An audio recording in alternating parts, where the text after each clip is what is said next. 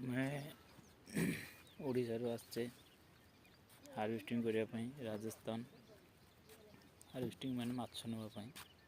ଏ ଦେଖ Rajasthan bike number. ଏ ହେଲା ଆମ ଗାଡ଼ି।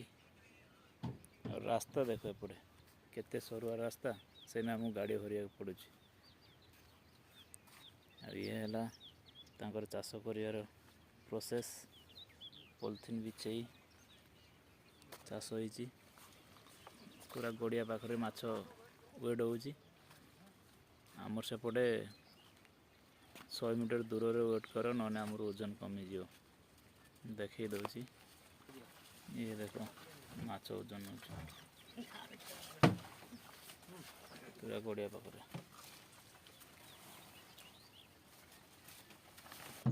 ରାଜସ୍ଥାନର ଦେଖ ସବୁ ବଡ଼ ବଡ଼ ଘର, କେହି ଗୋଟେ ଛୋଟ ଘର ନାହିଁ ଏଠି। ଫାଙ୍କାରେ ଅଛୁ। ସବୁ ଚାଷ ଉପରେ ଏପଟେ ଡିପେଣ୍ଡ କରେ। ତୁଳା ଚାଷ, ମକା ଚାଷ, ମାଣ୍ଡିଆ ଚାଷ। ସେପଟେ ଯେଉଁ ବାଗାନ ଅଛି ସେଇଟା ମୌସୁମୀ ଚାଷ। ଆଉ ଆମର ସେପଟେ ଚାଷ କଥା କହିଲେ ଟୋକା ସବୁ ବାହାରେ ପଳାଇବେ। ଦେଖିପାରୁଥିବେ କେମିତି। ଏଠି 2ଟା ପୋଖରୀ ଅଛି, ଆମେ ପୁରା ଭିତରେ ଅଛୁ।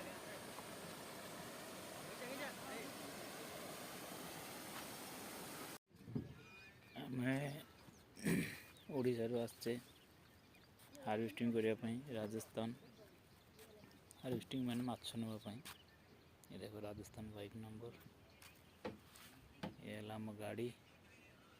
ଆଉ ରାସ୍ତା ଦେଖ ଏପଟେ କେତେ ସରୁଆ ରାସ୍ତା, ସେନା ଆମକୁ ଗାଡ଼ି ଭରିବାକୁ ପଡ଼ୁଛି। ଆଉ ଇଏ ହେଲା ତାଙ୍କର ଚାଷ କରିବାର ପ୍ରୋସେସ୍। ପଲିଥିନ୍ ବିଛେଇ ଚାଷ ହେଇଛି। ପୁରା ଗଡ଼ିଆ ପାଖରେ ମାଛ ୱେଟ୍ ହେଉଛି। ଆମର ସେପଟେ 100 ମିଟର ଦୂରରେ ୱେଟ୍ କର, ନହେଲେ ଆମର ଓଜନ କମିଯିବ। ଦେଖେଇ ଦେଉଛି। ଇଏ ଦେଖ ମାଛ ଓଜନ ହେଉଛି ପୁରା ଗଡ଼ିଆ ପାଖରେ।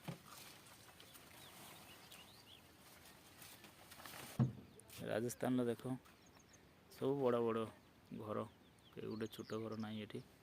ଆମେ ଫାଙ୍କାରେ ଅଛୁ। ସବୁ ଚାଷ ଉପରେ ଏପଟେ ଡିପେଣ୍ଡ କରେ।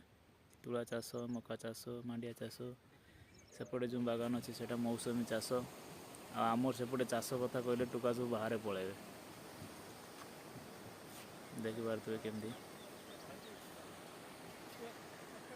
ଏଠି 2ଟା ପୋଖରୀ ଅଛି, ଆମେ ପୁରା ଭିତରେ ଅଛୁ।